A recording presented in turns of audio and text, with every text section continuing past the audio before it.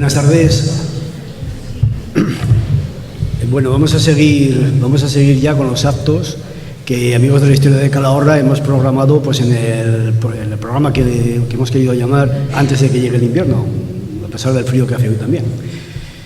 Hoy vamos a tener aquí a José Miguel León, que además coincide hoy con el día de Santa Catalina, que hemos querido mantener la tradición regalándoos esa varilla de guetlache, que siempre ha sido una cosa tradicional de Calahorra y que como Amigos de la Historia de Calahorra pues queremos seguir manteniendo, ¿no?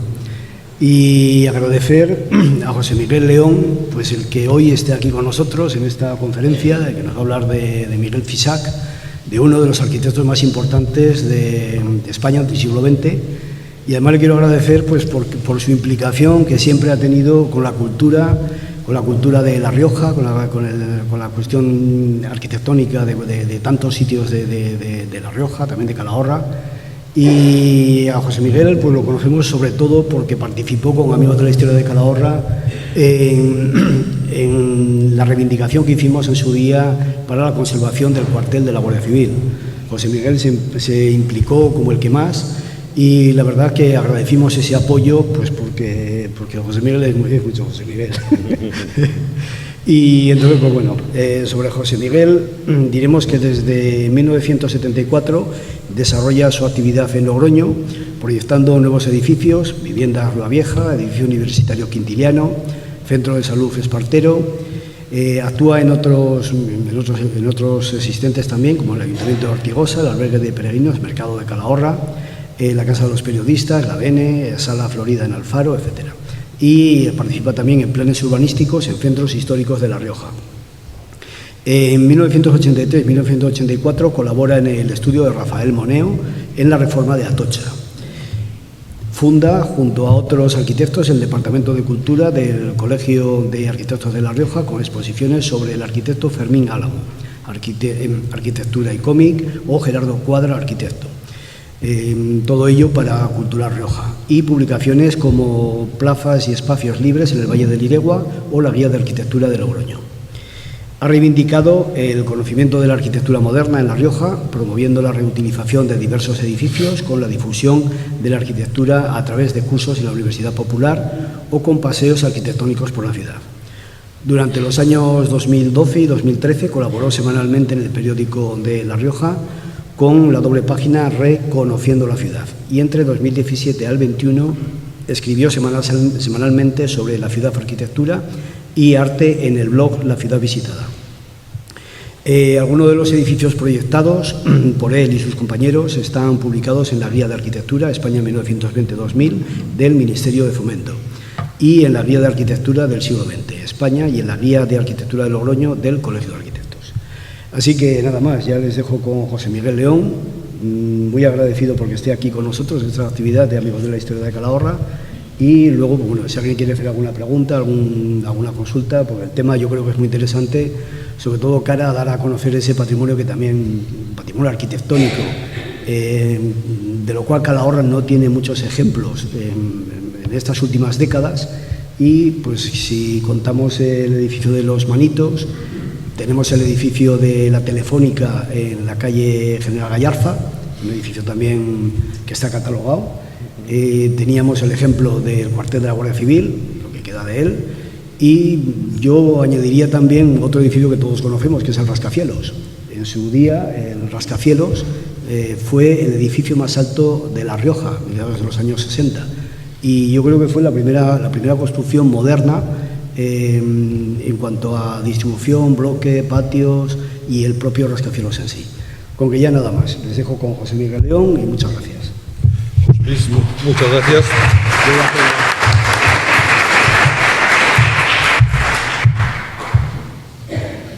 Buenas tardes a todos, a todas. Muchas gracias, si me permitís, por vuestra asistencia. Soy un hombre coloquial. También soy un hombre fácil y enseguida me dejo liar por personas tan entregadas a la cultura como José Luis. Cuando me propuso hablar sobre el edificio popularmente conocido con el nombre de los Manitos e inicialmente Escuela Apostólica de los Misioneros del Espíritu Santo, obra de este arquitecto que ha nombrado Miguel Fisac, me pareció que era un tema lo suficientemente interesante y especialmente en la parte que a mí me interesa de conocimiento y difusión de la arquitectura del siglo XX en La Rioja, como la más desconocida, porque todos sabemos que el románico, el gótico, el barroco, el renacimiento antes, los neoclásicos, hasta el modernismo, ya tiene su aceptación, y aunque hayan desaparecido edificios fruto de las vicisitudes de la vida y del crecimiento de la ciudad, la arquitectura del siglo XX, de la segunda mitad del siglo XX o a partir de los años 30, sigue siendo todavía como una nebulosa desconocida que además se mira muy de refilón porque son como cajas de zapatos, me dijeron una vez. Es que esa arquitectura de los años 30, los años 60, son como cajas de zapatos. Hoy vamos a hablar no de una caja de zapatos, de un edificio bastante más interesante, complejo en su génesis, complejo en su desarrollo, inacabado, incompleto y complejo en su transformación, porque la ciudad y los ciudadanos cambian nuestras necesidades y, lógicamente, la arquitectura se tiene que adaptar, bien porque se haga nueva o bien porque se transforme la existente, se tiene que adaptar para, digamos, satisfacer esas nuevas necesidades. La ciudad, Calahorra, como todas las ciudades, no solamente es una ciudad que encierra muchas ciudades. Encierra la ciudad que fue y que desapareció en su mayor parte, en sus orígenes, en su posterior desarrollo. Encierra la ciudad que transformó sus edificios, manteniendo partes de los mismos, haciéndolos crecer por otro lado. Encierra la ciudad hecha de presupuestos que en principio iban a ser unos, luego fueron otros y tuvo que replantearse el edificio en concreto de que se trataba, e incluso contiene esta ciudad una ciudad oculta, que es la de los proyectos que se plantearon y no se llegaron a realizar en ningún momento. Esto en Madrid da para una biblioteca enorme, para un archivo enorme, en Calahorra, en Logroño, para mucho menos, pero siempre toda ciudad, por pequeña que sea, tiene esa especie de multifacética, en el sentido de que se abastece de diversas entradas, de diversas situaciones, diversas circunstancias. El edificio de la Escuela Apostólica de los Misioneros del Espíritu Santo, empezaré hablando con este nombre y ya pasaremos posteriormente a los manitos para abreviar, como todos los edificios necesitan, eso lo saben perfectamente ustedes, necesitan de tres agentes: un promotor, alguien que quiere construir algo, en este caso era la institución Los Misioneros del Espíritu Santo, un lugar y un tiempo donde construir físicamente ese edificio, que en este caso es Calahorra, y un arquitecto, Miguel Fisar, arquitecto madrileño, que nos llevamos como arquitectos generalmente los parabienes y los paramales, y se habla poco de toda la gente que alrededor del arquitecto, desde sus propios estudios de arquitectura, desde las personas, oficios, subcontratas que intervienen en la construcción del edificio, hacen posible que esos edificios se hayan visto en un momento determinado o se mantengan. Aunque sea brevemente, me voy a referir a estos tres apartados, sintetizando el del arquitecto en el arquitecto, y tratando también un poco de contextualizar con pocos datos. Yo soy hombre más de planos y de libros y revistas de arquitectura que de archivos. Admiro profundamente a las personas que conozco, especialistas en historia del arte, en historia en general, su capacidad para sacar de documentos que a mí me parecen ilegibles historias de nuestras ciudades e historias de nuestras vidas, o de las vidas de quienes vivieron en ellas.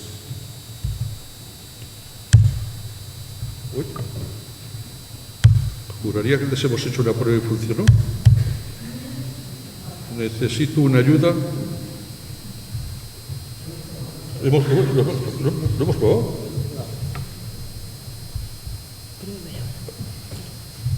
Ay. Esto de la edad y la informática no hace más que disgustos, ¿eh? Es terrible. Bueno, un promotor. La Congregación de los Misioneros del Espíritu Santo. Los Misioneros del Espíritu Santo es una institución que se funda en México en el año 1914. Bueno, yo vengo aquí a explicar cosas, pero vengo también a que me cuenten cosas, porque realmente la historia de este edificio, hasta que llega a ser residencia para personas mayores, quienes la conocen son los vecinos de Calahorra, que disfrutaron de los estudios, disfrutaron, en algún caso sufrirían los rigores de los castigos, pero de la formación que tuvieron en este centro. Decía que es una fundación que se crea en México, fruto, curiosamente, de la conjunción de un hermano marista que va a México y conoce allí a una señora acaudalada, mexicana, de buena familia, que es doña Concepción Cabrera de Armida. Curiosamente, en los años 60 se editaban una especie de revistillas cómic en el sentido que estaban dibujadas las historias ilustradas, sobre vidas ejemplares. Y he encontrado precisamente el que se refiere a la señora Armida, una de las patrocinadoras de esta fundación.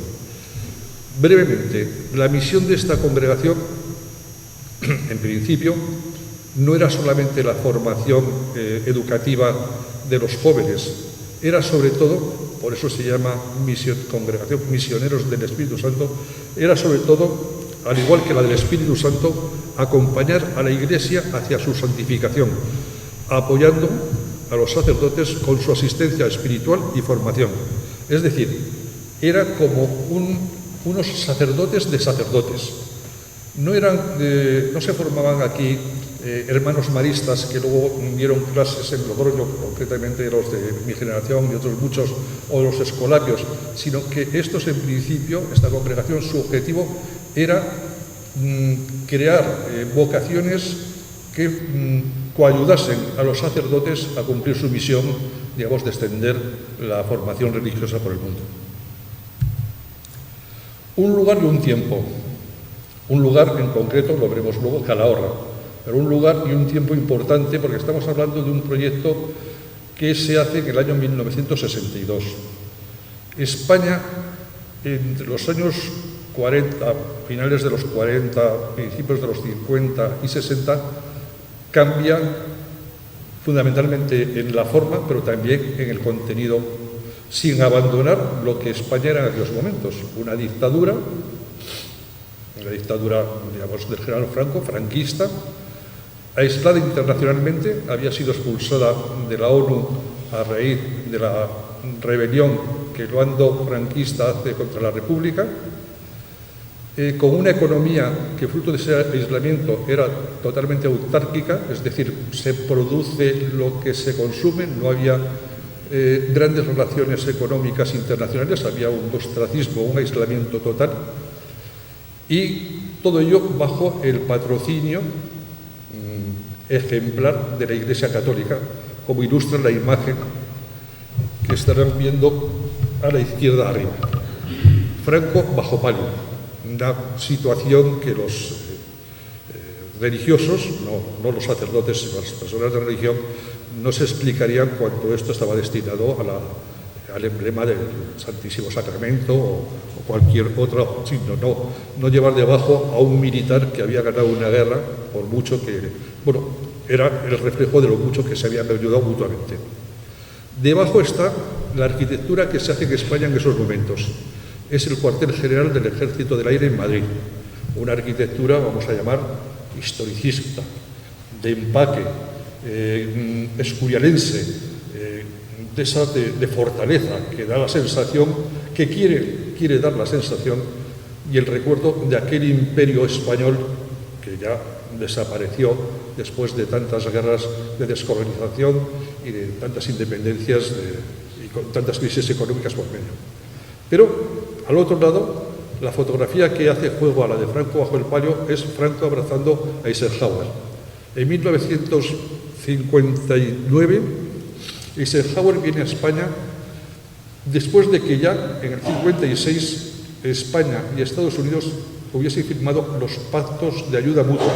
Curiosamente, ya pensarán ustedes qué ayuda podía dar España a Estados Unidos y más bien la ayuda que dio Estados Unidos a España con digamos, no un plan Marshall, sí, pero sí una ayuda en el terreno internacional y en el terreno económico. Esta imagen es determinante del cambio de paradigma de España en el mundo. Vuelve a entrar en la ONU, a instancias de Estados Unidos, las relaciones económicas se refuerzan con los países, digamos, del bando ganador de la Segunda Guerra Mundial, del bando aliado. España era un foco de resistencia contra el comunismo, que es lo que, digamos, motivó que Estados Unidos se acercase tanto a nuestro país, su política, y da idea de un cambio total. Por supuesto, la Santa Sede ya había reconocido también políticamente al régimen de Franco. Los años 60 son años de transformaciones. Por un lado, en el gobierno entran lo que se llamaron los ministros tecnócratas, los laureanos, López Rodó, etcétera, etcétera, vinculados al Opus Dei. Ya no solamente eran los militares y la falange, sino que había un sector de profesionales empresariales con idea de desarrollo económico del país, los planes de desarrollo, de estabilización, etcétera. Y además hay una fotografía del mismo año que es la propuesta arquitectónica que hacen dos magníficos arquitectos, José Antonio Corrales y Monezú, la Fundación Monezú. De José Antonio Corrales tenemos aquí al lado en Alfaro el Instituto de la Florida, que está en la Florida, con un lenguaje, como podrán ver, aunque sea un interior, es el interior del pabellón de España, que representa a España en la exposición de Bruselas, con un lenguaje completamente diferente. Lo que llamaríamos minimalista, la estructura limpia, superficies planas, acristaladas o de madera, volúmenes sobre una dirección hexagonal, volúmenes que hacen complejo el espacio, muy diferente a lo que a su lado representaba el edificio del Ministerio del Ejército o de la línea. Y la ciudad de Calahorra. Esta fotografía no es una fotografía antigua, es una fotografía que además no he podido identificar al autor, pero que salía en un artículo de Actualidad Rioja Baja, relativamente reciente. Los emblemas que cuelgan del ayuntamiento así lo hacen patente, pero que nos sirve para ilustrar ese cambio en arquitectura, cómo se había traducido en Calahorra.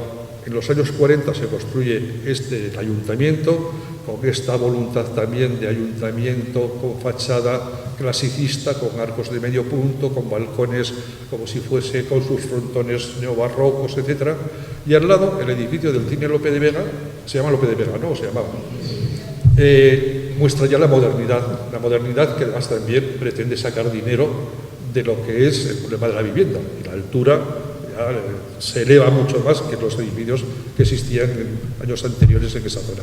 Ya es un edificio donde las ventanas son ventanales hermosos, donde los balcones, todo se abre más, todo tiene un lenguaje, hace el juego de la rotonda, el juego de la curva, el hecho de que sea cine y edificio de viviendas da una complejidad y una riqueza que el ayuntamiento, en su humilde tamaño y en su sello casi de historicismo neobarroco, pues se queda como apocado. Por detrás de otro edificio exactamente también el mismo tono, pero que unos años antes nos lo explica muy bien la fotografía correspondiente al vuelo aéreo de 1956, unos años antes a que se construya el edificio de los Manitos, donde vemos un Calahorra fundamentalmente apiñado, condensado en su núcleo, en su casco antiguo, llegando hasta el Paseo del Mercadal, que es este. Aquí estaría la rotondita, y este cuadradito aquí es el ayuntamiento. Todavía no está construido porque es del 56 y el Lope de Vega es del año 60 y pico. No estaría construido el edificio del Cine Lope de Vega. Como la nacional que atravesaba Calahorra, digamos, llega a ser urbana, periurbana, hasta la Plaza de Toros, con grandes vacíos, las casas baratas de la obra sindical del hogar que están en la carretera que va a Arnedo, el cementerio de la Planilla, etc. Un camino, este camino, que era el camino hacia San Adrián, y, digamos, terrenos, una no ciudad, ¿no? Terrenos dispersos y lo rústico, ya las fincas, etcétera, etcétera. En esta misma fotografía, este es el punto donde la comunidad de los misioneros del Espíritu Santo adquiere un solar que gestiona a través del ayuntamiento en su momento. Habían estado ubicados en una casita de pisos en el planillo de San Francisco, pero su vocación de construir un edificio de apostolado, no solamente educativo, sino de crear vocaciones, les lleva a plantearse la compra de un edificio en esta zona, literalmente separado del pueblo. Ya vemos que, de la ciudad, ya vemos que Calahorra hasta por aquí es residencial, pero había una tierra de nadie que hasta llegar a la ubicación. Cuando los misioneros del Espíritu Santo llegan a Calahorra, yo creo que llegan porque su aterrizaje en España se produce primero en Madrid y se crean como tres, vamos a llamar, comunidades territoriales. Una, la sede está en Madrid, otra, la sede está en Zaragoza y otra, la sede está en Córdoba. La de Zaragoza seguramente vio que en el Valle del Ebro, lugares, digamos, que podrían ser objeto de la ubicación de su futuro centro, pues podían haber sido muchos. Podían haber sido Alfaro, Tudela, Rincón, Calahorra, por supuesto, Logroño, etc.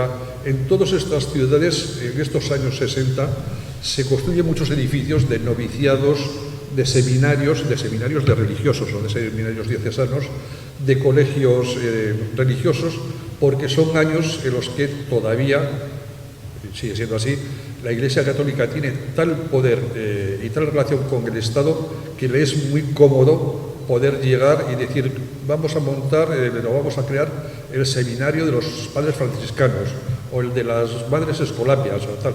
Pero esta sería la situación inicialmente, apoyada en la carretera, digamos, que atraviesa la Nacional 232, que atravesaba Calahorra y pasaba por el antiguo Puente de Hierro, y que años después, en una fotografía aérea reciente, el punto rojo, es decir, la ubicación, ya vemos debajo del punto rojo una construcción que tiene parte en blanco, parte de sus tejos en blanco.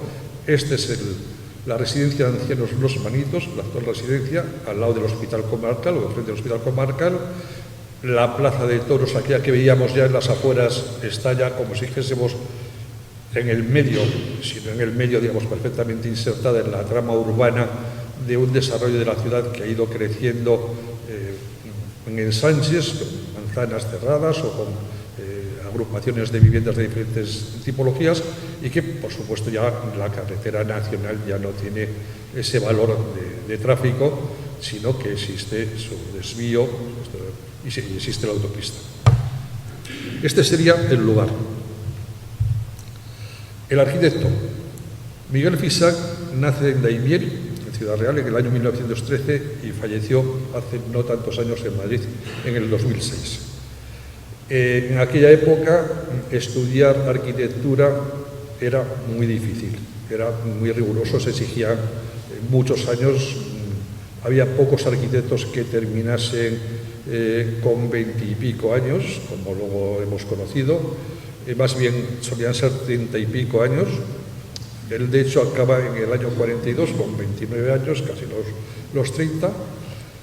Pocos años después, unos cuantos años después, recibe el premio de la Medalla de Oro de Arte Sacro en Viena, y secuencialmente, en el 74, en el 97 y en el 2005, primero la Medalla de Oro del Consejo Superior de Colegios de Arquitectos, luego el premio de Arquitectura Antonio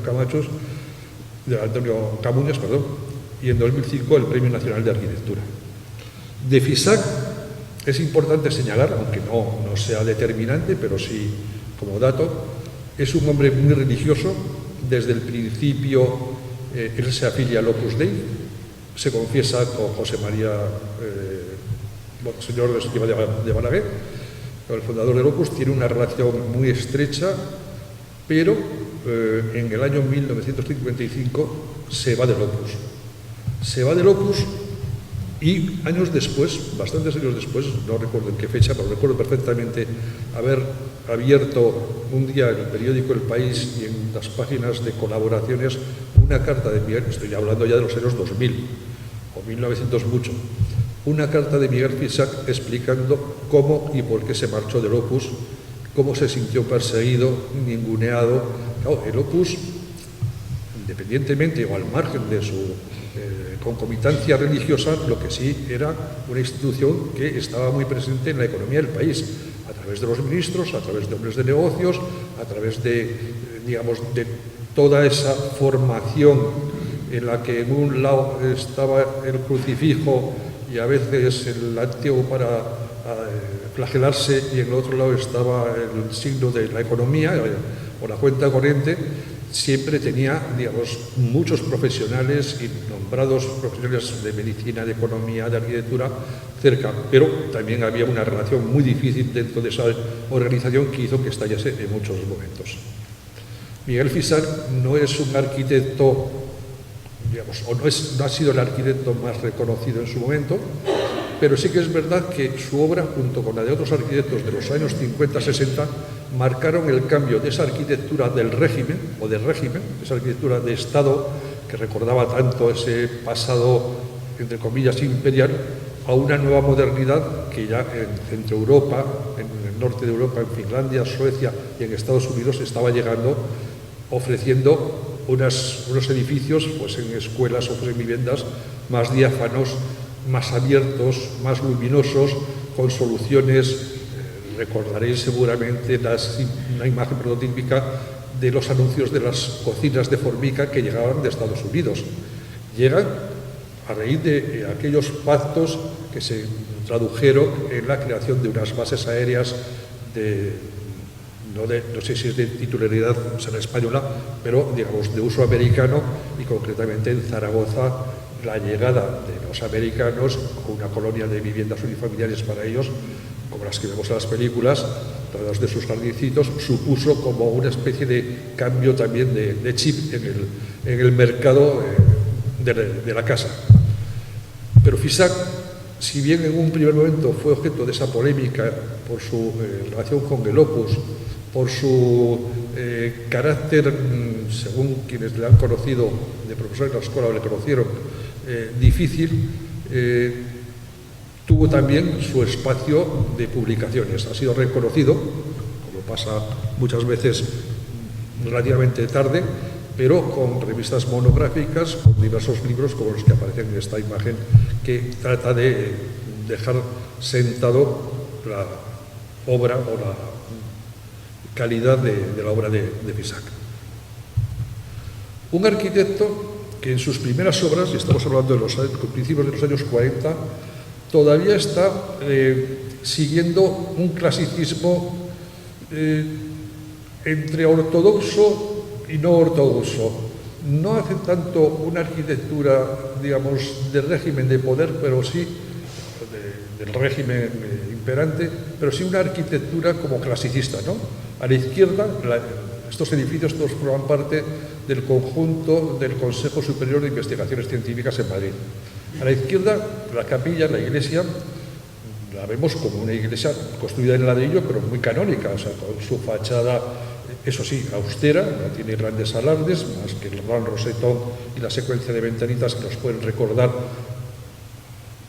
a distancia el gótico o el románico. Tiene su nave, tiene su torreón sobre el crucero, es decir, hay un clasicismo, pero atemperado, que a veces se manifiesta con más nitidez, por ejemplo, en este edificio, porque está arriba, el edificio central, donde uno podría casi, guiñando los ojos, imaginarse parte de la fachada del Museo del Prado, o sea, con estas columnas de orden doble, triple, con el friso encima, con la secuencia de huecos. O sea, esta sí que es una arquitectura que recuerda más esos momentos de esplendor, no estrictamente los del Imperio Español, pero sí de esplendor cultural español en la arquitectura. Pero un año después, o 2 años después, un edificio muy similar, el Instituto de Edafología, de estudio de los terrenos, lo resuelve de la misma forma, pero ya, digamos, como más estético, como más abstracto y, desde luego, identificado con la arquitectura que se estaba haciendo en Italia en la época fascista del Duce. con este pórtico gigantesco que ya atraviesa todo el edificio, pero que en el fondo es una réplica, digamos, actualizada culturalmente o actualizada en sus diseños del pórtico de unas columnas que tenemos arriba, con dos cuerpos simétricos, en este caso todavía con el juego de balcones, como una cornisa importante, en este caso ya con una arquitectura mucho más lisa, mucho más contenida, pero no difieren tanto más allá de la superficie, de la epidermis, de lo que es esta tendencia por un cierto clasicismo. Pero a este cierto clasicismo va incorporando soluciones que en unos casos son absolutamente artesanales, pertenecen casi a la construcción tradicional más habitual en su obra y en la mayoría de las obras españolas, que es el ladrillo. Para este edificio, que también depende del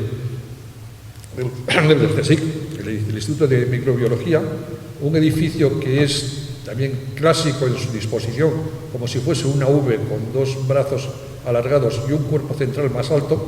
Este sería el cuerpo central más alto y esta sería el ala, el ala de abajo, el ala digamos, inferior.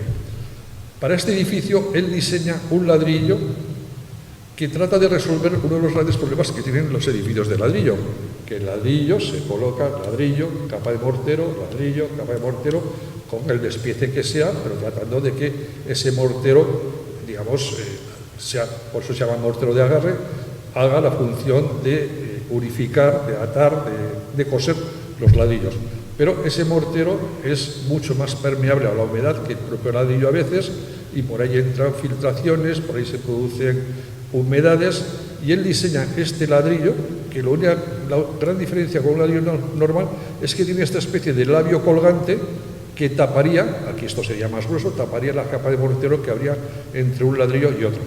Esto es un ejemplo de cómo en aquellos años un arquitecto que estaba 5 años antes pensando en clásico, elabora desde un punto de vista artesanal, pero tecnológico a la vez, un material, un modelo nuevo de ladrillo. O cómo incorpora en sus edificios esta solución absolutamente centroeuropea, americana, que son las ventanas aquellas que basculaban y que tenían dentro una persianilla. No sé si se habrán fijado, estas son cosas de arquitectos un poco chalados como yo, el edificio de la Delegación de Hacienda de Logroño, que ese tiene unas ventanas que son una hoja, que yo creo que sigue siendo basculante y que tienen la persianilla por medio. Las habrán renovado porque cuando se construye también ese edificio, que es el de Hacienda, que es del año 56, pues más o menos como este, pues las carpinterías eran obviamente mucho más débiles, el aislamiento era mucho más inferior, etc. Pero claro, son soluciones para edificios, esta es una zona de oficinas, para edificios, digamos, con ese lenguaje que se separa de lo histórico y a su vez se separa de lo doméstico. En esta especie de camino entre el clasicismo y esa mirada que se produce en España por muchos arquitectos hacia Alemania, hacia Finlandia, hacia Suecia y también hacia Estados Unidos, se produce como un desplazamiento del clasicismo a una nueva modernidad. Hay que pensar que en estos años, por ejemplo, también en el año 50, o 50 y pico, se edita la primera revista, en este caso es una revista italiana, sobre la arquitectura española contemporánea, en la que pone una pequeña introducción de la arquitectura oficial, esta que recuerda tanto al Escorial, esta que recuerda tanto a los edificios, estos pesados, sobrios, no sé qué tal, y la nueva arquitectura que se está haciendo perfectamente a la altura y al nivel de la que se estaba haciendo en Europa. Estos dos edificios, que como verán, el primero es un colegio apostólico, es decir, vuelve a ser un centro de enseñanza de los padres dominicos, pero fundamentalmente de cara, es lo que llamaríamos un seminario, de cara a la formación de lo que se llamaban las vocaciones religiosas. El otro es un edificio también educativo, pero civil, es el Centro de Formación del Profesorado de Madrid, de años que están casi contiguos, del 52-53 y del 54-57. En el de la izquierda, siempre que miro esto, no sé si es exactamente, en el de la izquierda, el planteamiento es casi simétrico. Podríamos trazar una línea vertical, que reproduciría a derecha e izquierda casi lo mismo, excepto esta cola que le sale al remate. Tenemos unos elementos, digamos, que tanto a derecha como a izquierda van saliendo estos edificios en peine. La propia capilla, que es este cuerpo, el propio templo, porque claro, todos estos edificios religiosos, obviamente, el edificio o la parte más significativa, la que lo identificaba con más claridad, era el templo. Lo otro podrían ser aulas, podrían ser dormitorios, podrían ser comedores, podrían ser salas de estudio o de juego, pero, digamos, el templo, y ya lo veremos que la obra de Fisac tiene una gran importancia, en este caso es simétrico también, o sea, está en el eje, sin que sea un salto en el vacío, pero el plano de la derecha, el plano que corresponde al Centro de Formación Profesional de Madrid, ya cambia la mirada. No tiene capillas, no tiene templo, pero tiene aulas magnas. Los pabellones ya no se disponen de forma simétrica, son cuerpos que están, digamos, maclados, que a veces se relacionan con pasajes, con porches, que protegen los edificios o los comunican entre sí, como en este caso también con este otro. Porches que en la fotografía se ven pequeñito, la veremos luego más grande, pero ya hay algo que nos está acercando a la... Este diseño de soportables, de porches, pero sobre todo de los pilares, que se convertirá casi en una seña de identidad de la arquitectura de Fisac, estos pilares que empiezan delgaditos y que se van haciendo más gruesos, a veces como en estos es como una cruz redondeada. No es el caso de Calahorra, bueno, en el caso de Calahorra aquí encima hay un edificio, pero en este caso este porche además tiene esta forma ondulada, tan suave, tan ligera, que, digamos, poco tiene que ver con las pilastras macizas o los machones o los pilares de ladrillo con sus molduras, con sus estrías que representaban a la arquitectura de épocas anteriores. En esta fotografía que estamos viendo es como si estuviese sacada desde aquí al fondo. Este edificio, o este cuerpo un poco más grande es el gimnasio, que es este cuerpo que estamos viendo aquí, que obviamente tiene el lenguaje de un gimnasio moderno, una gran superficie aquí instalada, para que entre luz, con una parte baja maciza, para que haya las barras de colgarse, y todo ello, como decía antes, encadenado y dándole mucho valor a los espacios de jardín, ¿no? Con sus fuentes o sus zonas de vegetación, siempre como casi un poco japonés, ¿no? Esa forma de relacionar las cosas, lo sólido con el agua o los guijarros, casi muy suave, muy oriental. Quizá el ejemplo más característico de este cambio de lenguaje, que se basa en un planteamiento estrictamente funcionalista, es decir, la función hace la forma, no la forma hace la función. No vamos a hacer un edificio con forma del Escorial y dentro metemos las oficinas y la comandancia del Ejército del Aire o un seminario o un no sé qué, no. La función hace la forma. Entonces la función, en las funciones más domésticas, habitaciones, salas de trabajo, salas de recreo, aulas, porque es un centro docente, en este caso el seminario teologado de los padres dominicos, pero vuelve a ser lo mismo, teologado, es decir, con esa frase y seminario ya está indicando que el objetivo de este centro no es educar a los niños y jóvenes de la población en la que se sitúa, es formarlos en la línea de la vocación, de la educación, para que sean luego padres dominicos, como son sus profesores en este momento. Este juego de pabellones será característico, a veces, como hemos visto antes, estaban enlazados con porches, en este caso son con edificios, pero aquí ya no hay atisbos de simetría por ningún lado. Responden más a un planteamiento funcionalista, es decir, necesitamos un edificio o un cuerpo con habitaciones a ambos lados, con un pasillo central, con una dotación de aseos cada X. Claro, hay plantas donde se ve este dibujo que responde más a dormitorios, otras plantas que responden más a aulas o que responden a despachos del tipo que sea. Pero,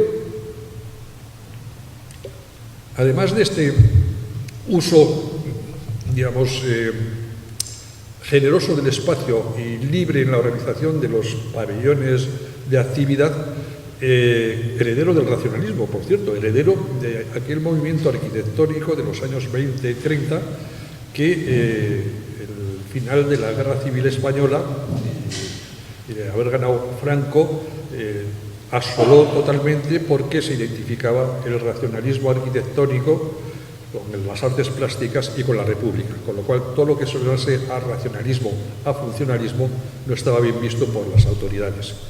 Pero con el paso de los años y siguiendo Franco en el poder y, digamos, y una estructura no democrática, se han abierto ya, digamos, ventanas por las que entra el aire, entra el sol, se ve a lo lejos Europa o más cerca que antes, etc. Y de este edificio, como testimonio y como ejemplo de otras cosas que veremos, es el papel del templo. En este dibujo en planta, donde les explicaba que estos son los bloques de actividad de habitaciones o de despachos o lo que sea, este es ya, digamos, más principal porque después de la entrada, cobra un valor importantísimo la presencia y el diseño del templo. Ya no es un templo, como veremos, no es un templo como esta capilla, ¿no? Como esta que fue capilla, digamos, de paredes más o menos rectas, cubiertas con bóvedas o con cúpulas, con sus contrafuertes o sus resaltes al interior, con ese lenguaje que habíamos visto en la capilla del centro del Centro Superior de Investigaciones Científicas, con aquella fachada de ladrillo, etc. Aquí es la incorporación de algo que viene directamente del norte de Europa, el organicismo, el encuentro de la arquitectura con la inspiración en la naturaleza, en lo orgánico, en lo flexible, en lo ondulante, y de este diálogo o de este encuentro entre las geometrías ortogonales, a escuadra rígida de los pabellones, que funcionalmente es como mejor resuelven el problema de distribuir habitación con habitación o aula con aula, etcétera, a la presencia del templo, de este encuentro, se produce un diálogo de contrastes, pero absolutamente interesantísimo. Es como si sobre una base geométrica de repente hubiese una flor, una base ortogonal de líneas a escuadra, etcétera, de repente saliese un algo diferente, una flor, un árbol, el corte, cuando un árbol se tala, aparece ese dibujo tan bonito de cómo ha ido creciendo con esas formas sinuosas, aparecen las curvas, y este es el detalle, la planta de este templo, que tiene además una especial característica, que es como si fuese un doble templo. El altar, de hecho, está aquí está como la sede. Esto es propiamente el lugar de los fieles, este es el lugar del templo, y esto era el lugar del coro. Pero hace ese juego de mirar a través de, como en las últimas décadas hemos conocido teatros que tienen, y conservatorios que tienen, digamos, sus escenarios situados en el medio de dos grandes plateas o de dos grandes patios de butacas. El interior, Fisac lo cuida con todo detalle, diseñando hasta los muebles, pero sobre todo de forma muy expresiva. Él no busca, digamos, la distracción de tanto abarrotamiento como se ha producido tradicionalmente en la arquitectura religiosa, en el gótico, con las vidrieras que inundaban mucho más que estas, pero sobre todo con la suma de muchos altares, de muchas figuras religiosas, de muchas peanas, de muchas cosas. Él lo concibe, él y otros arquitectos conciben el espacio religioso como un espacio de intimidad, de reflexión, de encuentro con aquello que creen, generalmente con la luz cenital. La luz, la iluminación viene de arriba, se dice en los textos sagrados. Entonces hay como una especie de juego entre la entrada de la luz natural y la entrada y el acceso a la iluminación. Viene de arriba, viene del cielo, donde se supone que está, digamos, situado o ubicado eso a que se reza y se venera. Los materiales no son materiales extraños ni complicado, sigue siendo el ladrillo carevista, que es un material que ha acompañado a Miguel Fisac durante muchos años. Luego veremos el cambio que se produce a otra fase, y el resultado pues es el tipo que vemos. Hablando de templos, esta sería la comparación.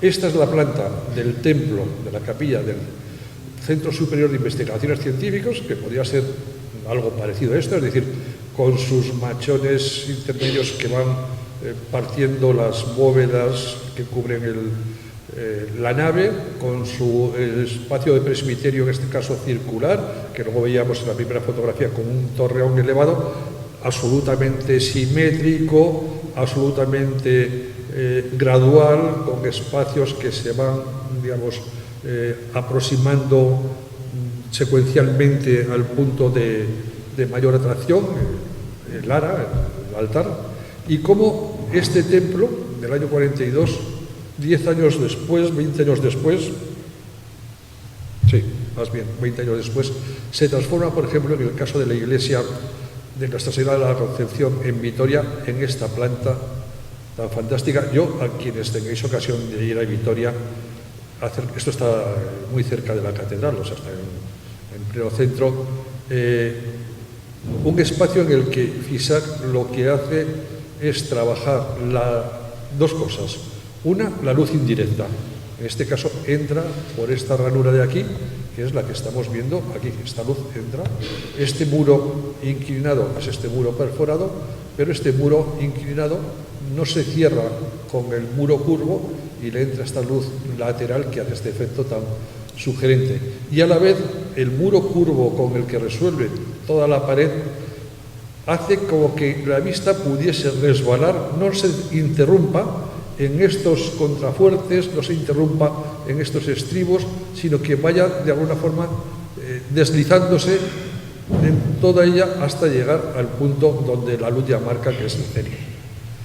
En la parroquia de Santa Ana, en Madrid, un edificio que ya pertenece más a un lenguaje que el hormigón lo domina todo, el presbiterio tiene esta forma de concha. El templo en general tiene esta forma de concha con 3 espacios. El presbiterio se convierte como una especie de oquedades que se producen en el muro de hormigón. O sea, realmente la figura sería por esta línea, la figura de la concha, por decirlo de alguna forma. Un primer rebaje, un primer alveolo, es una capilla donde hay una Virgen sedente. El siguiente hueco corresponde al lugar principal, digamos, centrado con el altar, y hay un Cristo que parece flotar. Aquí se ve ese dibujo de cómo parece que han vaciado, y en el tercero hay también un altar con otra figura que no sé exactamente cuál es. Todo ello, en este caso, construido en hormigón, porque en esta pequeña diferencia entre el año 60 y el 65-75, Fisac dará un cambio del ladrillo al hormigón como elemento constructivo fundamental de sus obras. Otras iglesias parecen ya más disciplinadas por las líneas rectas, pero no dejan de tener en su conjunto esa idea, en principio orgánica, de abanico. O sea, no son espacios, digamos, de paredes paralelas, sino son espacios abocinados, como siempre se ha pensado en las salas de concierto, las salas de espectáculos, porque en el fondo, salvando las diferencias que me permitiréis, aquí lo que se está es representando un algo. Y ese algo, estas líneas focales, estas líneas que van a confluir, lo que hacen también es facilitar o provocar que la mirada de los fieles vaya directamente al punto central. Esta es la capilla, la iglesia parroquial de Canfranc, en Huesca. Fijaros, por ejemplo, este espacio que le sale al muro curvo de entrada donde está el baptisterio. O sea, también las líneas rectas, digamos, juegan a distorsionarse en un momento determinado, dándole más personalidad al templo.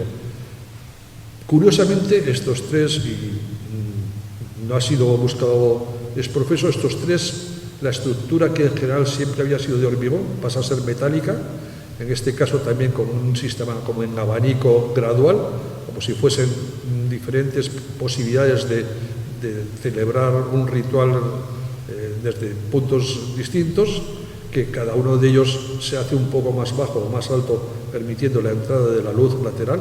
En este caso era cenital y lateral por aquí. Este caso, el más sencillo y de las últimas iglesias que construyó en Madrid, Nuestra Señora del Carmelo, es de una geometría que podríamos decir casi aburrida comparada con lo que ha estado haciendo Fisac, pero a la que el techo, dibujando cuadrados en rombos que se van haciendo cada vez más pequeños, hace este juego, casi este bordado de entrada de luz.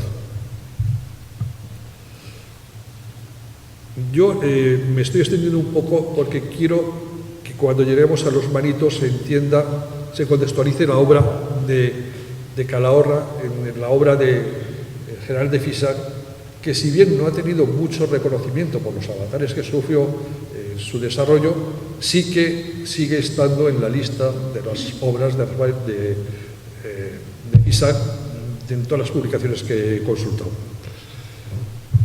No solamente construye edificios religiosos, construye edificios civiles, de oficinas, de instituciones, de laboratorios, especialmente está muy relacionado con el mundo de la tecnología de investigación, y en un momento determinado él diseña, como pongo en esta frase, sus estructuras se hacen óseas y sus huesos, que así le llama él, definen una nueva arquitectura fundamentalmente de hormigón. Le plantean construir una gran nave en la cual se iban a alojar diversos elementos para estudios hidrográficos, piscinas donde se calcularía como si fuesen maquetas para hacer ensayos y pruebas en relación con el agua. Entonces tiene que ser una cubierta muy continua que entre luz y no le dé el sol.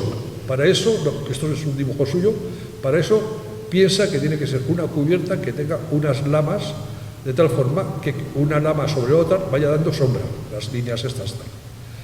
Pero esa cubierta, por supuesto, tiene que ser impermeable, tiene que poder recoger el agua de lluvia.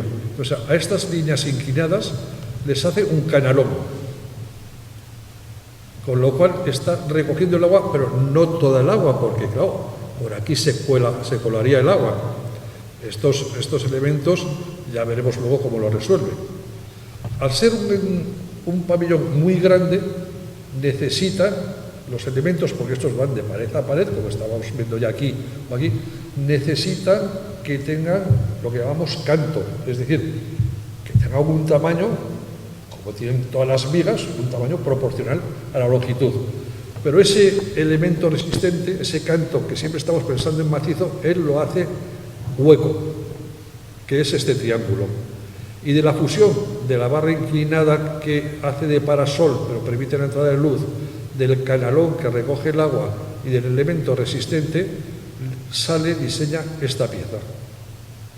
Esta pieza que al repetirse y con un elemento cristalado entre medio, permitirá que entre la luz, que no entre el sol, porque la orientación del sol es esta y va dando sombra, que sea resistente porque tiene un canto importante pero hueco para que el propio peso no penalice más su tamaño, y que resolverá tanto al interior al exterior con este simple elemento. Esta es una fotografía de Miguel Fisac. Claro, estos elementos los tiene que prefabricar en obra. Bueno, no está desarrollada en España una gran industria de prefabricación. Luego se crea ya alguna industria que los hace en taller. Son elementos de 1 metro a lo mejor, por la escala de la fotografía. Pero todos ellos van, digamos, con una serie de agujeros que se ven en estas zonas, por los que pasan unos cables creando lo que se llama un pretensado o un posttensado. Es decir, son piezas individuales que, ayudadas por la capacidad de resistencia del acero, tensan, y en la fotografía del interior estamos viendo estas líneas nos están indicando lo que es el tamaño de cada pieza. Y en su conjunto, esta es la longitud total que cubren con esta sensación de luz uniforme que baña todo el interior. Y al exterior es el dibujo este que hemos visto, son estas piezas con unas placas de vidrio que entre una y otra que impiden que entre el agua y el aire.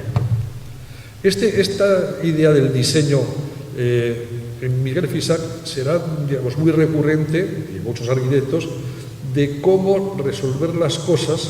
Él tenía conocimientos, lógicamente, de estructura, y estos sistemas, no pero sistemas, digamos, de pretensado y posttensado ya se habían utilizado con frecuencia en otros países.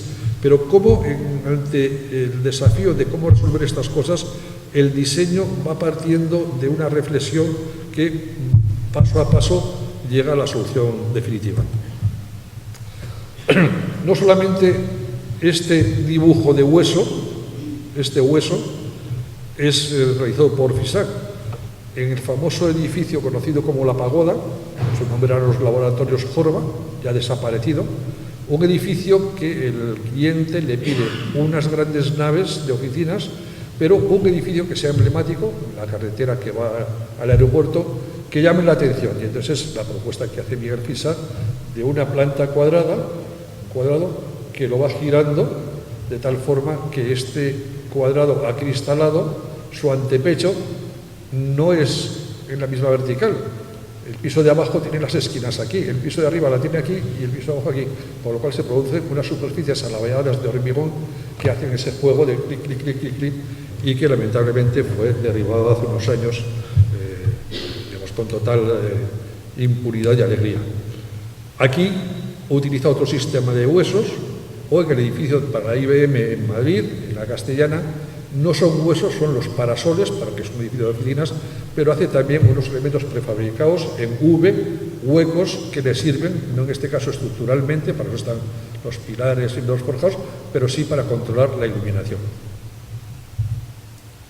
Y la última etapa de Miguel Fisac, muy interesante por lo novedoso y por lo que nos enseñó a todos, es seguir con el hormigón, pero con unos encofrados ya no ni ortodoxos ni inventados, sino que casi el azar, ya saben ustedes que el hormigón es este material fluido, hecho de cemento, arena y agua, que lo pones en un cajón, lo viertes, dejas que se seque, quitas las maderas del cajón y te sale el cubo, o te sale el pilar, o te sale la viga.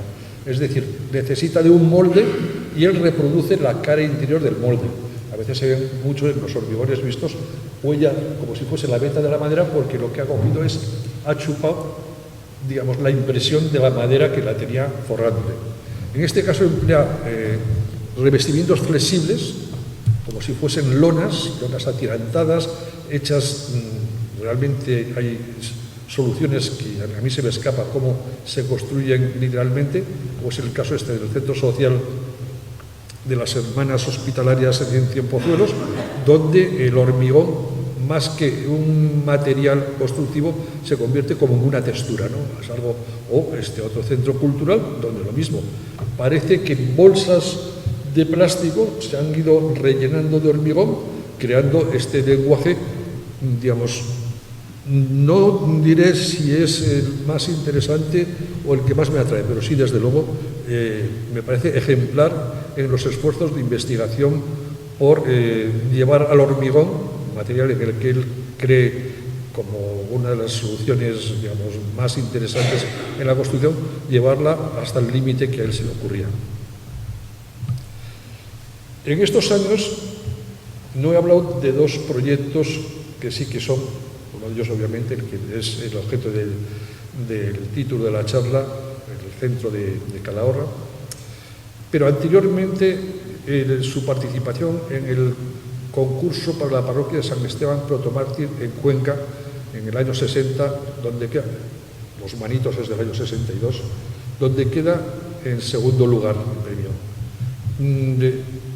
Agarra, vamos a llamar, un disgusto, yo supongo que sería un cabreo terrible, porque en las consideraciones del jurado, arquitectos que él conocía, le vienen a decir que la solución que él propone, que es esta, es una solución que no se adecúa ni al espacio, era un espacio, no era un espacio en el casco antiguo al lado de un palacio barroco, o sea, no, era un espacio de ensanche, digamos, todavía sin definir, y que estructuralmente plantea problemas que no lo ven claro, que estructuralmente se pueda resolver. Él hace una cubierta que llama en ala de gaviota. Si se fijan, son estas Vs que van disminuyendo de tamaño como si fuesen los gajos de una naranja, porque en el fondo estamos hablando de un cuarto de círculo. Esta sería, si esto le diésemos la vuelta, tendríamos un círculo completo. Esto es un cuarto de círculo con esta pared, que es la pared del ábside. Esto es una recreación hecha por ordenador. Va a ser el segundo premio, no se llegó a ejecutar. Y igual que hemos visto en ese sistema de los huesos cómo la luz entraba por el techo, a estas gaviotas superiores les acompañan otras gaviotas inferiores y entre unas y otras entra la luz que estamos viendo aquí, esta secuencia de luces abombadas, aparte de que la pared de fachada la hacía perforada, pero sobre todo el resto. Realmente él se disgusta mucho y de alguna forma es fácil de entender, porque sobre todo cuando le ponen en cuestión que esto constructivamente era muy difícil y que estructuralmente no se fiaba. Cuando uno coge una hoja, que es una lámina, digamos, se cae, ¿no? Esto no se sostiene. Si a esta hoja simplemente se le dobla por la mitad, como cuando hacíamos aviones de papel de pequeños, esta hoja ya no se cae. Es decir, el ala de gaviota es esto, solamente que con la forma de gajo, y estructuralmente el principio se ve evidente hasta en una hoja de papel, o sea, de la flacidez de la membrana que es una hoja a, digamos, la rigidez que ya alcanza cuando hay un pliegue. Bueno, es tan su frustración con este concurso que su proyecto siguiente, en el año 62, es este. La Escuela Apostolado de los Misioneros del Espíritu Santo en Calahorra, 1962. Esta fachada corresponde a la fachada del porche actual de entrada al centro, mirando, como si dijésemos, al hospital comarcal, mirando a Calahorra. Esta lateral sería la variante de la carretera nacional. Y el edificio, ahora lo veremos y explicaremos en planta, tiene la huella, por varios sitios y en varios lugares, la huella, la marca de Fisac. Fisac es un arquitecto que no es que quiera economizar esfuerzos diciendo, de este proyecto cojo esto y de este otro cojo el otro y ahora hago un puzzle y hago un collage y tal. No, hay cosas que él ve que son, digamos, están bien resueltas y las traslada de edificio a edificio. El tipo de pilares en los soportales, el tipo de ventanas que veremos y en este caso en concreto apuesta porque se pueda construir lo que no ganó en el concurso de Cuenca, sin la torre que tenía en la imagen anterior, pero, digamos, literalmente es casi este proyecto sin tampoco estas entradas de luz lateral, pero sí esta idea de las alas de gaviota que van en un cuarto de círculo formando el templo. Aquí lo vemos. Este es el proyecto o un plano del proyecto inicial de Miguel Fisac. Y el alzado que acabamos de ver corresponde a este lado. Este es el soportal, a la derecha tenemos el hospital comarcal ahora. Este porche lo hace como elemento fundamental de acceso porque tiene a la iglesia, se accede desde el interior para uso de los postulantes, de los, en teoría, seminaristas, porque el programa, insisto, no es un programa de colegio de enseñanza, es un programa, vamos a llamarle, de seminario, para 250 alumnos dividido en 100 alumnos jóvenes y 150 niños, o al revés, ahora no sé, pero bueno, 250.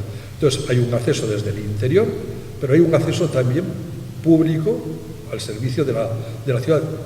No sé si se acuerdan o os acordáis de lo distante que estaba en el año 56 y en el año 60 la ubicación de este edificio respecto al núcleo de Calahorra. Y hay otro acceso para las religiosas, un acceso para los religiosos, para los misioneros, un acceso público a la iglesia y un acceso a las religiosas. En estos tiempos que hablamos tanto de la cuestión de género, ha sido muy habitual que las comunidades religiosas masculinas fuesen acompañadas de comunidades religiosas femeninas que eran la servidumbre.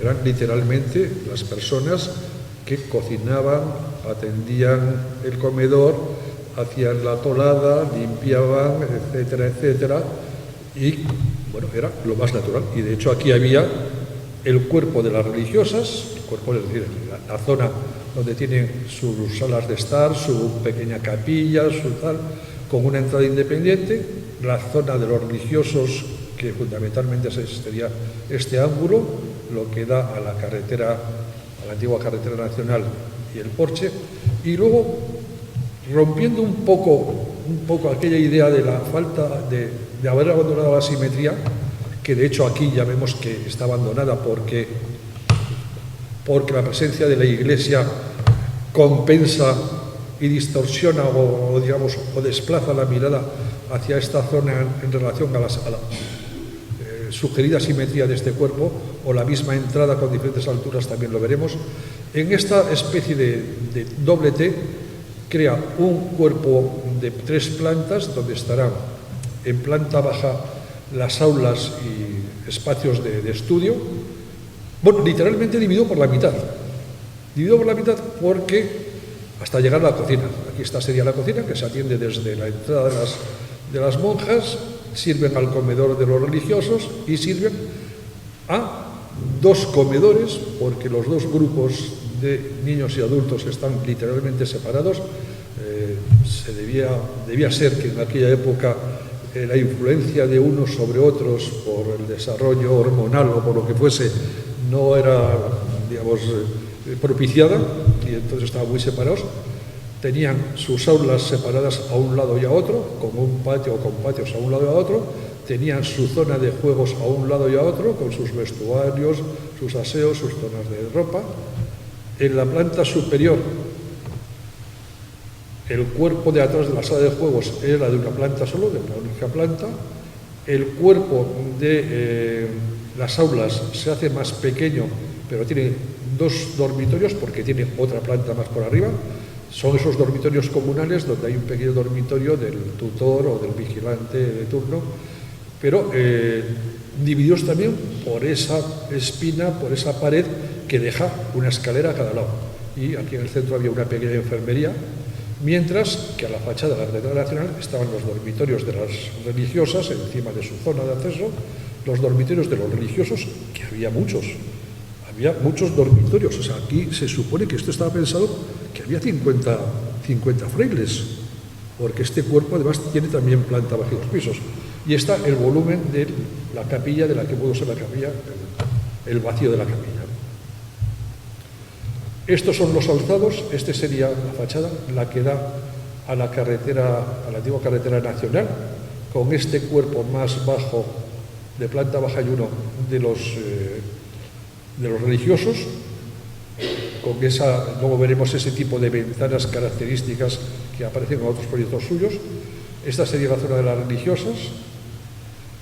Este otro dibujo es una sección como si avanzásemos continuando la fachada principal.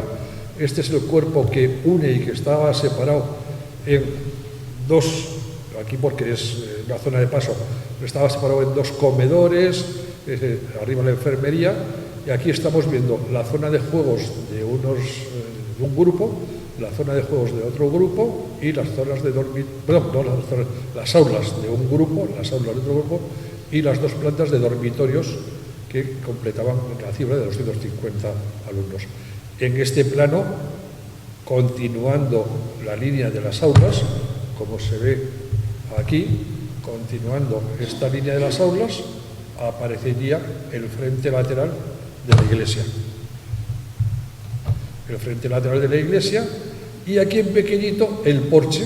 Este es el porche que mira hacia el sureste, mira al hospital y a Calahorra, arriba a una planta de dormitorios, y la silueta del templo. Y esta ya sería la fachada posterior, donde ahora sí, este sería el cuerpo bajo de una planta de las salas de juegos. Esta sería el cuerpo, correspondería a este cuerpo transversal, y aquí estaríamos viendo las ventanas de los dormitorios por la parte de atrás de estas. Y se continuaba con la fachada posterior de la iglesia. Esto es para explicar un poco más esta idea de la Iglesia. La Iglesia, os he comentado, esa idea de la viga en gaviota, o la viga gaviota, la viga que simplemente recortándola sería así, con un juego todavía más interesante, y es que le hace curvatura para que tenga esta sensación interior de que la luz que llega desde lo alto resbale por la superficie, digamos, curvada de estas especie de vigas, que son estas vigas en V, que es lo que él llama las vigas gaviotas. Esta es otra recreación también del concurso de Cuenca, porque por eso se ve aquí como agujeritos, pero imaginaros que esto es el presbiterio, donde está el crucifijo, estas son las vigas, estas gaviotas, y que aquí, esta es una fotografía de muy baja calidad, pues se vería la iluminación entre viga y viga.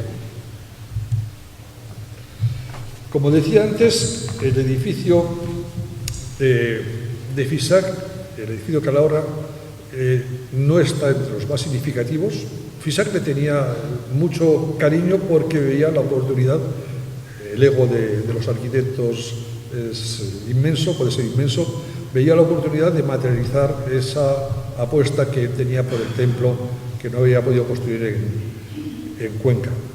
Es curioso, en el texto dice: el programa era el de un colegio apostólico es ese, el que hace apóstoles de alguna forma, los sacerdotes son los apóstoles, compuesto de zonas de enseñanza y zona residencial. Los diferentes cuerpos del edificio eran de fábrica de ladrillo con enmarcado de huecos a base de piezas prefabricadas de hormigón. No se llegó a terminar, pues la propiedad decidió no instalarse en aquel lugar. Yo, como un compañero arquitecto amigo y que ha sido alumno, me recordaba que él estudió allí con los misioneros del Espíritu Santo. Es decir, sí que se instalaron, lo que pasa es que o por problemas económicos o por cambios de directrices pasaron de ser de seminario a colegio, porque a lo mejor había crisis de vocaciones, ya no había España. Hubo un momento en que en la España pobre y sobre todo en la España de los pueblos pequeños, uno de los hijos iba al ejército, otro de los hijos al seminario y el otro se quedaba con las tierras. Era como, digamos, el ley común de una familia, digamos, rural y urbana, porque en Logroño pasaba lo mismo. Por lo que fuese, no se llegó a construir. Dicen, la propiedad decidió no instalarse en aquel lugar. Creo que después fue adquirido por el Estado para Instituto de Segunda Enseñanza. No exactamente. De la capilla prevista solo se llegó a realizar la cimentación. Estas son unas notas que el propio Miguel Fisac apunta. Yo creo que años después le fallaría la memoria porque efectivamente ni fue una decisión de no instalarse de la comunidad, porque se instaló, ni fue una decisión del Estado de crear un instituto de segunda enseñanza, porque el Estado nunca ha creado un instituto de segunda enseñanza. Quizá esta página, esta doble página de uno de los libros dedicados a Fisac, yo creo que es el único que sale esta documentación. Salen también dos fotografías de la época. En el propio hay una fundación, Miguel Fisac, que tiene toda la documentación, y además han sido muy amables a facilitarla. No tienen fotografías de la época. Yo les comenté estas y dicen, sí, pero no hemos encontrado la copia. Pero bueno, aunque no tenga mucha calidad de reproducción, aquí vemos lo que luego veremos en colores y en la actualidad. Modificado, por ejemplo, el edificio tenía unas gárgolas en V, es decir, unos desagües, no tenía bajantes, tenía este dibujo que se ve aquí finito, era como, digamos, bueno, lo que es una gárgola, un saliente por el que se recogen las aguas de la cubierta y vierte directamente al exterior. Los huecos que él habla con prefabricados de hormigón son estos módulos, que son como unos marcos que suavizan la geometría, haciendo su interior ligeramente curvado y redondeado, que pasan por delante de las ventanas.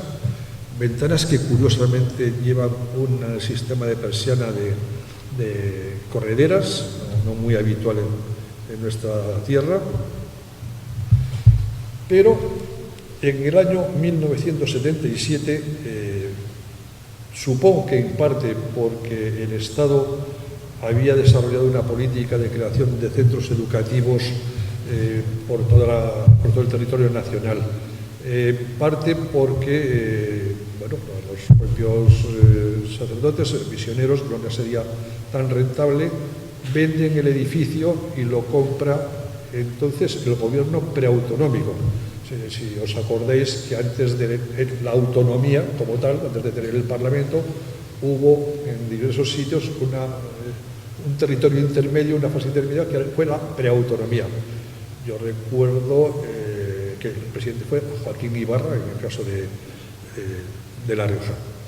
Bueno, compra el edificio y con el objeto, que luego lo desarrolla ya el primer gobierno autonómico del PSOE, con el objeto de convertirlo en una residencia para personas mayores, personas de edad, porque socialmente se estaba viendo ya la necesidad, desde hace tiempo, de disponer de un edificio de atención y de cuidado de las personas mayores, mientras que la formación de los jóvenes ya estaba entre los colegios religiosos que todavía se mantenían, y especialmente los nuevos institutos y colegios que se habían construido, estaba cubierta plenamente.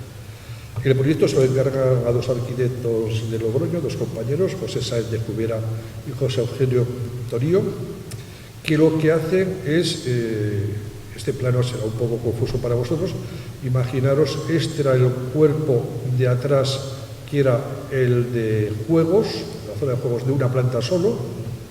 Esto se unía así en T a otro cuerpo que era más pequeño, porque aquí es donde estaba prevista la capilla, en este ángulo, que este cuerpo de 3 plantas era el de las aulas y dormitorios.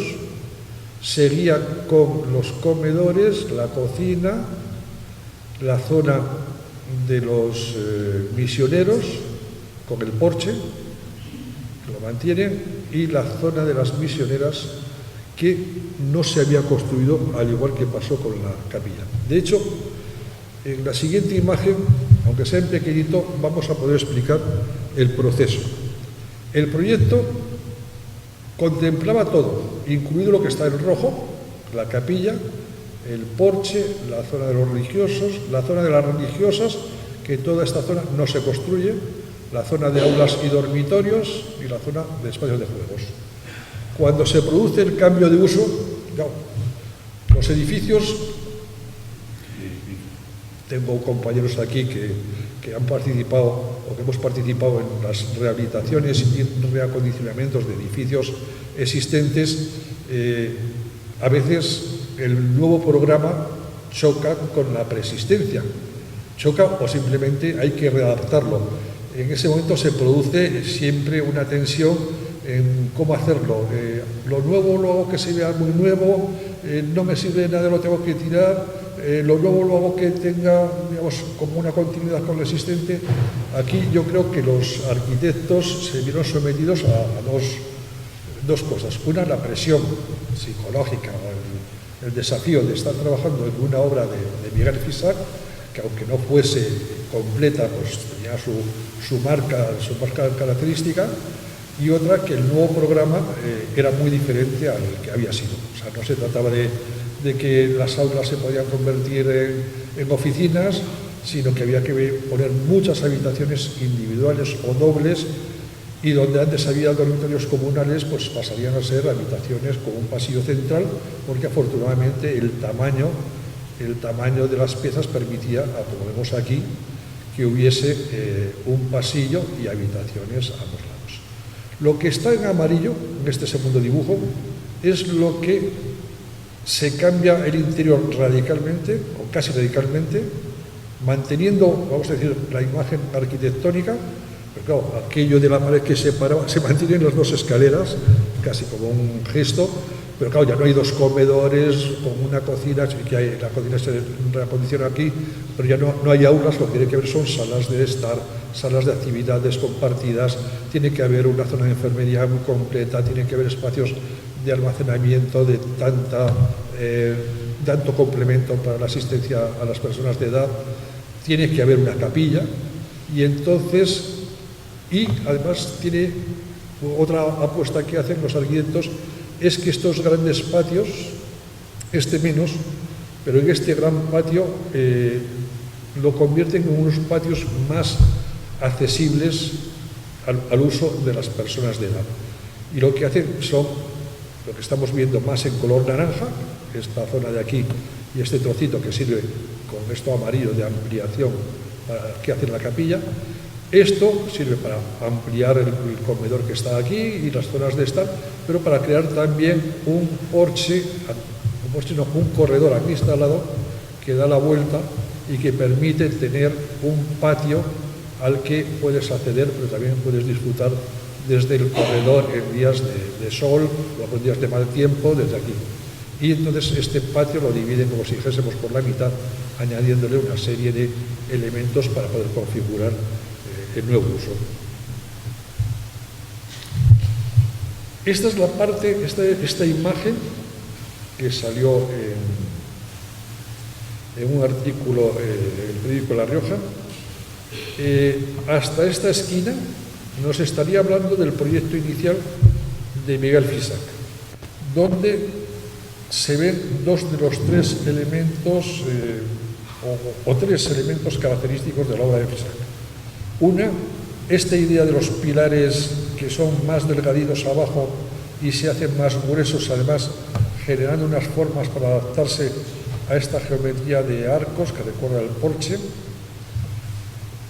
La utilización del ladrillo carevista, que ha sido una constante hasta que llega a esa entrega total al hormigón visto. El ladrillo carevista que se coloca con su lado más pequeño de frente para que tenga más espesor el muro y además para que haya un dibujo como más viñado. El empleo de las ventanas con estos marcos de hormigón que las unifican, hacen como estos grandes lienzos, de los cuales la mitad es ventana y la otra mitad es no, porque como tienen persianas correderas, hay una parte que cuando se desplaza taparía la ventana de verla. Aquí estaría, o hubiese estado la capilla, pero ya esta parte pertenece a la ampliación que se hace Pepe Sáez de Cubera y José Eugenio de Autorio para completar el programa de la residencia de ancianos. Ya la residencia Los Manitos. Por cierto, creo que no descubrirá a nadie que el nombre de Los Manitos viene precisamente porque esta congregación venía de México y la expresión Los Manitos es ándele manito. No tiene, el porche no tiene la complejidad de aquel que veíamos en el centro de formación del profesorado, que tenía el techo ondulado, que era más finito de proporciones, pero es un elemento, digamos, característico. Con algunos compañeros de fuera de Logroño, de fuera de La Rioja, que hemos hecho alguna excursión cuando hemos pasado por Calahorra, además de ver, digamos, la Calahorra más monumental, un paso por aquí y dice, oye, pero eso es de Fisac. Yo sin decirles nada, ¿no? Pero porque, digamos, en nuestro terreno es reconocible, y para los de Calahorra también. Esta fotografía de frente del elemento de porche dialoga con dos obras diferentes donde, con distinta entidad, se repite esa idea, esa solución. En un caso, el porche, en el seminario de los padres dominicos, donde claro, aquí eran más finos y, como os decía antes, era como una cruz que se va redondeando y que luego subía, y además para colmo luego tenía el techo abovedado, porque claro, el muro de ladrillo estaba aquí como está aquí, pero no tenía encima un piso, era solamente un porche, entonces se podía permitir pisar el hacer el techo. Y otro edificio que curiosamente es más tardío, es decir, en esto fue pionero el edificio de Fisac en Calahorra, que es el diseño de estos marcos para este sistema de huecos que ya vemos que hay. Este sería el hueco y esta es la ventana corredera que se desplaza. Aquí está tapando la corredera toda la ventana y el paño. Hay un paño, un módulo de ventana, un módulo ciego, porque es el que alojaría la contraventana cuando se desplaza. Uno ventana, uno ciego, uno ventana, uno ciego, uno ventana, uno ciego. Pues años después, pocos años después, en el año 65, en un edificio de viviendas en Valencia, un edificio de nivel alto, o sea, no eran viviendas baratas, utiliza el mismo sistema que ha empleado en Calahorra. Hace estos frentes acristalados como continuos, con estos marcos, en este caso más verticales, aquí son casi cuadrados, redondeando sus encuentros y también con la idea de que, digamos, bueno, en este caso todo es acristalado. Mira, no. Ahora me acabo de dar cuenta que aquí aparece cristal, no es como en este caso que piensa que uno recoge, aquí aparece, pero bueno, la idea del diseño es la misma, es esa constante que me refería, a la que me refería antes, de cómo, no solamente FISAC, como los arquitectos, no es que nos copiemos a nosotros mismos, que se podría decir así, sino que en la medida en que hay soluciones que crees acertadas o que te han demostrado que han funcionado bien, digamos, las repites. A veces no funcionan bien y las seguimos repitiendo. Somos humanos y a veces bastante tercos. Una comparación entre la otra fotografía que se veía en esa página doble de un libro, por cierto, no sé cómo vamos de tiempo. Bueno, quedan 4, pues simplemente una comparación. Esto era como de las pocas fotografías de cómo era ese patio con el cuerpo central. Ahora a ese cuerpo central lo que se le ha añadido es este porche acristalado que da a uno de los patios que se ha creado. Por aquí aparece que hay un ascensor, lógicamente, este edificio no tenía ascensor. Y una secuencia rápida de imágenes que yo tengo que agradecer las gestiones de José Luis, nos permitieron entrar. Es verdad que un centro de estas características hay que ser muy respetuoso con las personas que lo habitan, tienen horarios y dependencias muy fuertes, pero bueno, este era inicialmente el edificio de aulas y dormitorios, que luego se convertiría todo él en aulas seguramente. Este es el cuerpo central de los comedores, aquellos que estaban duplicados. Al otro lado de esta pared estaría el porche, es decir, es la cara, y aquí estarían el pasillo de los, en su momento, dormitorios de los curas que lo llevaron a hacerse, y este es un detalle de este elemento que decimos de construcción.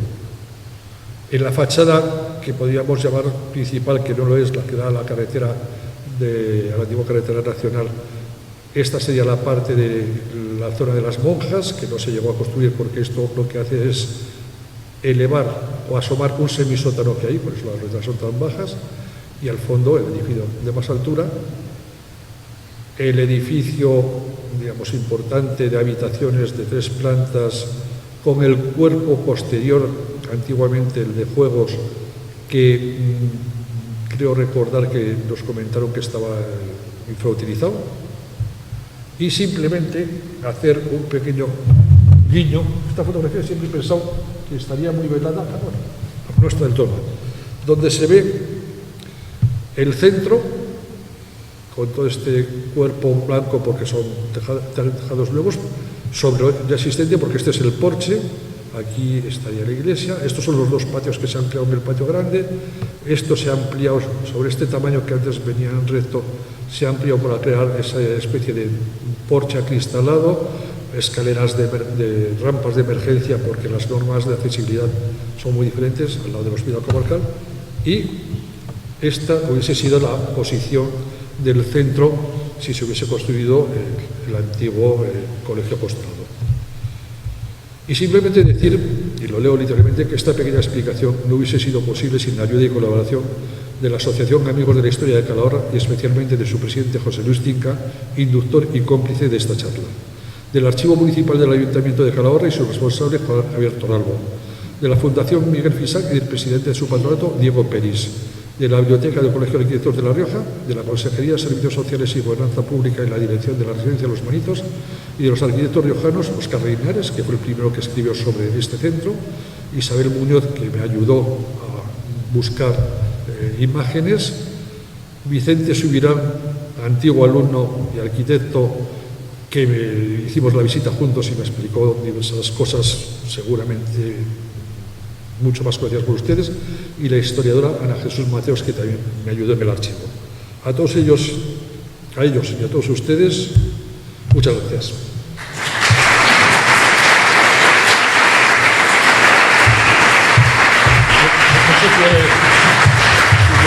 No tengo ni idea qué es. Que no tengo ni idea qué es. 9:30. 9:30. Ay, perdón, 9:30. Ya me pueden disculpar. Lo siento. Bueno, muchísimas gracias, José Miguel, porque ha sido muy interesante. Yo siempre he pensado que para valorar las cosas hay que conocerlas. Y algo que nos había pasado totalmente desapercibido, como es el edificio este de los Manitos, de mano de ese gran arquitecto del siglo XX, que fue Miguel Fisac, pues yo creo que el objetivo de esta charla ha sido eso, conocer ese patrimonio que Calahorra también tiene ahí en relación con la arquitectura, ¿no?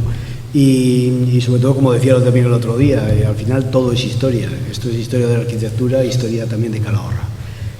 Muchísimas gracias. Mis disculpas, de verdad, mis disculpas. Bueno, y simplemente decir, bueno, las próximas actividades, pasado mañana domingo, tenemos la excursión a Santa Cruz de Eslava, es un yacimiento romano que está en la zona de Sangüesa. Muchos ya están apuntados, si alguien a última hora pues quiere apuntarse también, pues bueno, que no lo comente ahora. El viernes que viene tendremos una nueva charla, será de Pedro Pérez Carazo, con el cual presentaremos un nuevo libro, será un anejo de Calacoricos, en el cual pues nos habla de las primicias y las capellanías de Calahorra, de las parroquias, según las parroquias de Calahorra en el siglo XIV, va a ser un libro que se ha editado por amigos de la historia de Calahorra, pero con la colaboración de las peñas de la ciudad. Nos dieron unos dineros cuando fueron los de los calderetes en la fiesta de marzo, luego las verduras, y con ese dinero que se recaudó hemos publicado este anejo que presentaremos, y que además a los que vengan se les regalará el libro también.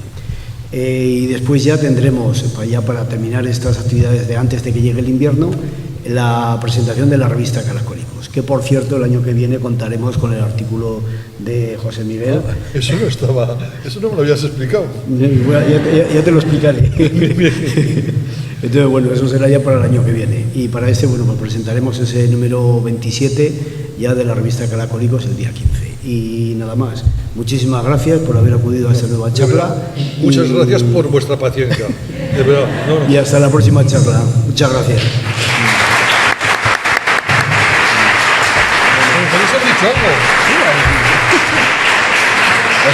Qué vergüenza. ¿Te has emocionado? Qué vergüenza. Bueno.